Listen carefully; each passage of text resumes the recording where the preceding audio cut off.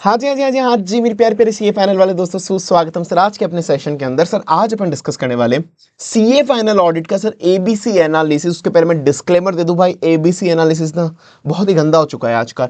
जो बच्चे सी category chapter को छोड़ के जाते हैं ना आईसीए, उनसे बहुत क्वेश्चन, बहुत एमसीक्यू पूछ लेता है। ये चीज ध्यान रखना, मैं आगे बताऊंगा, पर फिर भी बच्चों की डिमांड थी, मेरा फर्ज बनता है। तो पास्ट ईयर के जो भी एग्जाम वेटेज एनालिसिस वो पूरे अपन ने करे, साथ में चैप्टर कितना लेंथी है, हार्ड है, वो सब चीजें फैक्टर कंसीडर करके अपन ने एबीसी एनालिसिस बनाया है पूरा का पूरा, वो डिस्कस करते हैं। प्लस मैं आपको चैप्टर वाइज इंपॉर्टेंट टॉपिक भी देने वाला हूं। हाँ जी sir, chapter wise important topic कि इन चैप्टर में ये चीजें इंपॉर्टेंट है, इन चैप्टर में ये चीजें इंपॉर्टेंट है, वो तो मत ही छोड़ना सर। ठीक है सर। तो सर मेरा नाम है सी हेमंत सोमानी। तो आइए चलिए शुरू करते हैं सर।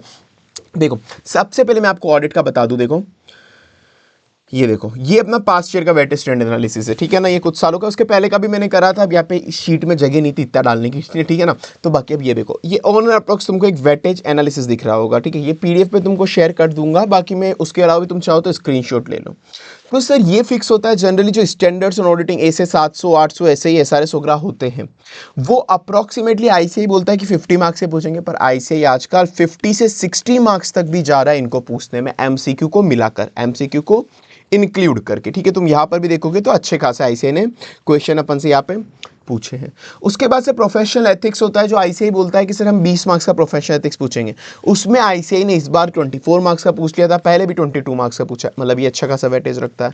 फिर सर कारो 2020 है, बैंक ऑडिट एनबीएफसी है, बैंक ऑडिट एनबीएफसी मिलाकर आईसीआई अप्रोक्सीमेटली 8 से 12 मार्क्स का पूछता है, 8 से 12 मार्क्स का पूछता है। Digital audit, ESG audit 5 marks का ये आना और 5 मार्क्स का ये आना जनरली फिक्स होता है। तो जनरली आईसीआई 1-2 मार्क्स बढ़ा के ही बोलता है, मतलब क्या बढ़ा के ही पूछता है, कम नहीं पूछेगा इनसे कभी। पीएससी और ग्रुप ऑडिट आ जाता है जनरली 5-6 मार्क्स का, जनरली में 5-6 मार्क्स का मिला के जनरली आ जाता है। जनरली इंटरनल ऑडिट आने की चांसेस कंपैरेटिवली कम होती है, कभी आता है कभी नहीं आता, जैसे पहले आया फिर नहीं आया, फिर आया फिर नहीं आया, ठीक है ना। ये आप अटेम्प्ट देख लेना, ये मई 24 नवंबर 25 मई 25 सितंबर 25, ठीक है। तो ये आया नहीं आया, आया नहीं आया, इंटरनेट का कोई फिक्स नहीं होता। इन तीनों चैप्टर में से मिला के जनरली एक का क्वेश्चन आता है, जनरली एक का क्वेश्चन आता है, इसका आया इसका आया इसका आया, इस बार वापस इसका आ गया। ड्यू डिलिजेंस बहुत टाइम से आ नहीं रहा है, ठीक है। तो ये अपने इस बार मतलब इस तरह का इन्वेस्टिगेशन का बहुत नया आया था, इस बार क्वेश्चन बिल्कुल नया आया था। तो ये जनरली पास्ट वेटेज अपना जनरली एग्जाम का ये चल रहा है। तो सर इससे ना अब मैं आपको कंक्लूजन बता देता हूँ आपको क्या करना चाहिए। ये चैप्टर वाइज इंपॉर्टेंट टॉपिक्स है भाई, चैप्टर वाइज इंपॉर्टेंट टॉपिक्स आपको क्या क्या करने चाहिए उस पर अपन बाद में आते हैं। तो सर सबसे मोस्ट इंपॉर्टेंट मैं आपको बताऊं तो ये दो सबसे मोस्ट इंपॉर्टेंट होते हैं, इन पे सबसे पहले मार्क करो। इन पे सबसे पहले मार्क करो कि जितने भी स्टैंडर्ड्स ऑन ऑडिटिंग है, जितने भी स्टैंडर्ड्स ऑन ऑडिटिंग और जो प्रोफेशनल एथिक्स चैप्टर है, ये दोनों मिलाकर आपका 70 से 78 मार्क्स यहीं पर कवर कर लेते, बात खत्म। अब तुम सोचो भाई, 70 से 78 मार्क्स इन दोनों को मिलाकर, मतलब भयंकर नहीं हो गया कि मेन तो तुम्हारा पूरा सिलेबस यही निपट गया है भाई इतना बड़े में। तो सारे स्टैंडर्ड्स ऑन ऑडिटिंग इंपॉर्टेंट, मतलब ऐसे से मेरा मतलब है इंगेजमेंट स्टैंडर्ड, ऐसे ही एसआरएस एसआरई वगैरह सब कुछ मिलाकर, ठीक है ना। उसमें से भी सर पर जो मोस्ट इंपॉर्टेंट है उसकी लिस्ट ये रही, मोस्ट इंपॉर्टेंट, वैसे सारे इंपॉर्टेंट है कुछ भी मत छोड़ना, पर जो मोस्ट इंपॉर्टेंट है वो ये रहा, मोस्ट इंपॉर्टेंट वाले ऐसे एसआरएस एसआरई, ये उसकी लिस्ट है। उसमें सर एसक्यूसी ऐसे 220, एसक्यूसी ऐसे 20 जनरली 5 मार्क्स का ही जाता है। ऐसे 700 की सीरीज में भी सर जनरली एक 5-6 मार्क्स का एक क्वेश्चन आ ही जाता है, तो ये आना फिक्स ही होता है जनरली 5-6 मार्क्स का। ये भी एक 5-6 मार्क्स का आना फिक्स होता है। और ऐसे 800 और इनमें से एक से 800 एक आएगा ही आएगा, बाकी ऐसे ही एसआरएस एसआरई इन तीनों में से एक आधा क्वेश्चन आ जाता है जनरली 10 से 15 मार्क्स का, ठीक है ना। इनको मिलाकर 10 से 15 मार्क्स का आता है। तो सर ये आपको स्टैंडर्ड्स ऑन ऑडिटिंग बिल्कुल नहीं छोड़ना, स्टैंडर्ड ऑडिटिंग को आपको बिल्कुल अच्छे से पढ़ना है, पूरे के पूरे कॉन्सेप्ट, पूरे के पूरे क्वेश्चन, स्टैंडर्ड ऑडिटिंग वगैरह इनसे कॉम्प्रोमाइज मत करना। और ये वाली जो मैंने लिस्ट दी है तो सबसे मोस्ट इंपॉर्टेंट वाले, इनको तो बिल्कुल कॉम्प्रोमाइज नहीं करना। तो आप सोचो ये कर लिया, फिर प्रोफेशनल एथिक्स कर लिया, और बहुत ईजी चैप्टर है, थोड़ा सा मतलब अच्छा चैप्टर में याद करने वाली कुछ भी नहीं है, ठीक है। इसके बाद सब कुछ पढ़ना, schedule, council guideline, starting section, सब कुछ पढ़ना। ऐसे इसमें कहीं से भी डीप क्वेश्चन पूछ लेता है, ये नहीं कि केवल क्वेश्चन बैंक करके चलेगा, नहीं, पूरा का पूरा डीप में कॉन्सेप्ट पढ़ के जाना, ऐसे इनमें से कुछ भी पूछ लेता है। तो ये दोनों आपने कवर कर लिए, दोनों आपको 70 से 78 मार्क्स तक का आपको कवरेज दे देंगे सर।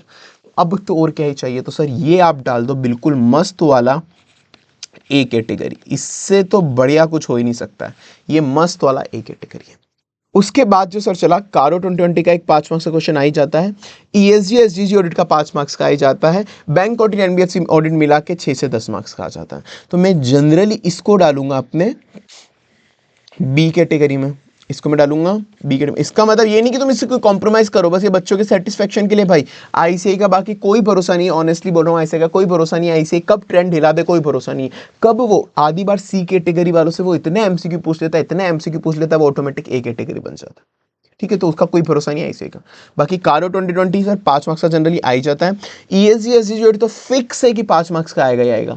और बैंक और एनबीएफसी में भी दोनों मिला के 6 से 10 मार्क्स के आ जाते हैं। उसमें भी तुमको सबसे ज्यादा ध्यान देना है बैंक ऑडिट के अंदर, सब वैसे तो कुछ भी आ सकता है, पर फिर भी सबसे ज्यादा ध्यान देना है बैंक ऑडिट के एसएलआर सीआरआर रिक्वायरमेंट की जो कैलकुलेशन है वो, और एनबीएफसी में जो टायर 1 टायर 2 कैपिटल है, रिस्क वेटेज एसेट है, tyre 1 tyre 2 capital risk weightage asset, उस पे इस पे टायर 1 टायर 2 रिस्क वेटेज, इस पे एसएलआर सीआरआर रिक्वायरमेंट।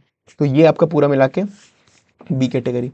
अब सर उसके बाद जो भी आपके चैप्टर बच रहे हैं, PSU group audit, due diligence forensic investigation, digital audit, internal audit, और सर साथ में जो चैप्टर 3 का एक वो वाला पार्ट नहीं है, internal control and risk assessment, internal control and risk assessment, वो तो बिल्कुल एंड में करना, वो बिल्कुल एंड में, उससे भले बुट के आज तक इतने सालों में कोई क्वेश्चन नहीं आया। तो चैप्टर 3 का जो इंटरनल कंट्रोल रिस्क असेसमेंट वाला पार्ट है, उसको एंड में जितना टाइम मिले वो दे देना। और बाकी इसके अलावा भी बाकी जो ये है, ये वाले टॉपिक है 6, 7, 8 और इंटरनल ऑडिट, ये वाले आप डाल दो सी कैटेगरी में, ये आप डाल दो सी कैटेगरी में। ठीक है, नहीं आपको क्या डालना है, सी कैटेगरी में। पीएसयू ग्रुप और मिला के 5 से 8 मार्क्स आ जाता है जनरली। ठीक है, ड्यू डिलिजेंस फॉरेंसिक और इन्वेस्टिगेशन में से एक कोई से में आ जाएगा, एक कोई सा भी आ जाता है 5 मार्क्स का। ठीक है, पढ़ना तीनों पड़ेगा, पता नहीं क्या आ जाए उसका भरोसा नहीं होता। डिजिटल ऑडिट से आना ही आना फिक्स है, 5-6 मार्क्स का क्वेश्चन आना फिक्स है, पर ये चैप्टर इतना बड़ा है ना, इस वजह से मैं इसको बोल रहा हूँ 5 मार्क्स, मतलब इतना बड़ा है उसमें 5 मार्क्स आएगा, तो ज़्यादा इस पर ध्यान मत देना। ठीक है, हालांकि मैं आपको अभी डिजिटल ऑडिट के ना इंपॉर्टेंट टॉपिक बता दूंगा, आप चाहो तो पूरा कवरेज कर सकते हो। कैसे? मेरा पूरा का पूरा यूट्यूब पे फ्री फास्ट ट्रैक बैच, हाँ प्लेलिस्ट देखो, free fast track batch available है। फ्री फास्ट ट्रैक बैच में से आप जाके आप चाहो तो पूरा डिजिटल का कवरेज ले लो। साथ में वो फ्री फास्ट ट्रैक बैच मैंने 3.5 आवर में डिजिटल ऑडिट करा दिया, या फिर आप चाहो नहीं और कम टाइम में करना है तो 1.5 आवर में भी पूरा डिजिटल ऑडिट करा दिया मैराथन के अंदर। तो मैराथन भी है, फास्ट ट्रैक भी, आप चाहो वो देख सकते हो, सब कुछ मतलब सब कुछ कवर है फास्ट ट्रैक बैच मैराथन में, आप चाहो वो देख सकते हो अच्छे से। यूट्यूब पे बहुत फ्री कंटेंट पड़ा है हमारे। ठीक है, वो आप चाहो तो अच्छे से कर लेना, फ्री फास्ट ट्रैक बैच तो याद से देख लेना, और मैराथन भी आप देख लेना। ठीक है, वो आप कवर कर सकते हो इसको। पर फिर भी मैं आपको क्या करूंगा, डिजिटल ऑडिट हो गया, ईएसजी एसजीजी ऑडिट हो गया, ऐसे 800 और ऐसे एसआरएस, इनमें बच्चों को लगता है टॉपिक ज्यादा है, तो मैं उसमें इंपॉर्टेंट टॉपिक मार्क करा दूंगा। देखो मैं ये नहीं कहूंगा कि उन्हीं में से आएगा 100% श्योर है, पर 99% उनमें से आएगा, 1% तो अब तुम रिस्क ले रहे हो, वरना तो करो पूरा, और तो क्या कर सकते हैं, कोशिश तो पूरा करने की करो हमेशा। बाकी ये आपको सी कैटेगरी में डालना है, क्योंकि डिजिटल बहुत बड़ा है, उसमें 5 मार्क्स भाई ठीक है करना है, पर इतना बड़ा है। तो ये वाले हो गए आपके सी कैटेगरी वाले, और उसमें इंटरनल कंट्रोल वाला रिस्क असेसमेंट है, इसको मैं जरूर डी कैटेगरी मान लेता हूँ। ठीक है, तो सी कैटेगरी में क्या करना है सर, छोड़ना बिल्कुल नहीं है, सी कैटेगरी में छोड़ना बिल्कुल नहीं है। पर सी कैटेगरी में क्या करना है, अगर देखो टाइम होना सबसे फर्स्ट प्रेफरेंस तो ये रखना, सब कुछ अच्छे से, कॉन्सेप्ट भी सारे करने, क्वेश्चन भी सारे करने, पर फिर भी अगर टाइम नहीं हो तो सी कैटेगरी में क्या करना है, केवल क्वेश्चन बैंक करके चले जाओ। सी कैटेगरी के अंदर केवल क्वेश्चन बैंक करके चले जाओ। हालांकि मैं प्रीफर नहीं करता हूं, मैं तो हमेशा बच्चों को कहता हूं, आपका टाइम हो आप पूरे कॉन्सेप्ट पढ़ो, पूरे क्वेश्चन पढ़ो, क्योंकि ऐसे ही केस सिनेरियो एमसीक्यू अच्छे खासे पूछ रहा है। पर ये उन बच्चों के लिए जिनके पास टाइम नहीं है, तो आप इसका सी कैटेगरी केवल क्वेश्चन बैंक करके चले जाओ। बी कैटेगरी में क्वेश्चन बैंक भी करना है, क्वेश्चन बैंक भी करना है, कॉन्सेप्ट को भी एक बार रीड करना है अच्छे से, कि कोई भी क्वेश्चन आया गया तो एमसीक्यू वगैरह सॉल्व कर लेंगे, रीड कर लेना, याद नहीं करना। सी कैटेगरी में क्वेश्चन बैंक याद करना, क्वेश्चन बैंक सब में याद करना है, CBA, पर बी में क्वेश्चन बैंक याद करना है, और कॉन्सेप्ट बुक जो है ना उसको अच्छे से रीड कर लेना, कि एमसीक्यू कैसे नहीं कुछ भी आ जाए। और सर ए कैटेगरी में तो कॉन्सेप्ट क्वेश्चन सब याद भी करना है, समझना भी है, सब याद भी करना है।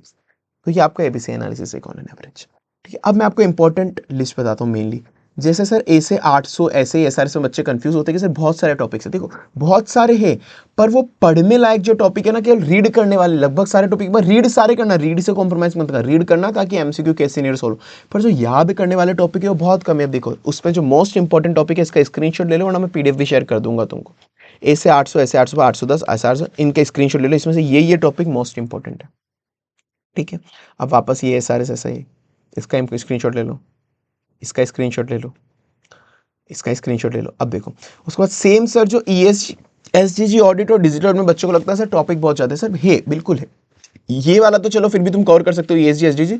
ये एग्जाम टाइम पे डिजिटल पूरा करने में तुमको दिक्कत आती है, तो इसके तुम ये सेलेक्टेड टॉपिक कर लेना।